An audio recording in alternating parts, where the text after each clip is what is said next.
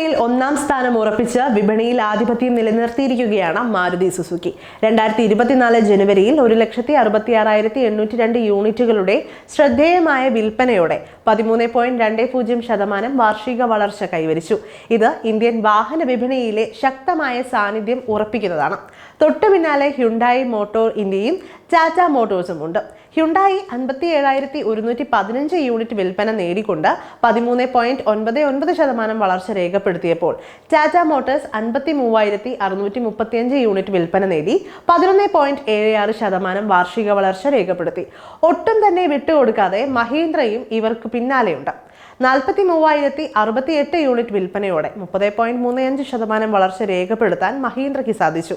അതേസമയം കിയ മോട്ടോഴ്സിന് 23,769 യൂണിറ്റുകളുടെ വിൽപ്പനയിൽ ഇടിവ് നേരിട്ടു. 16.99% പ്രതിമാസ ഇടിവ്.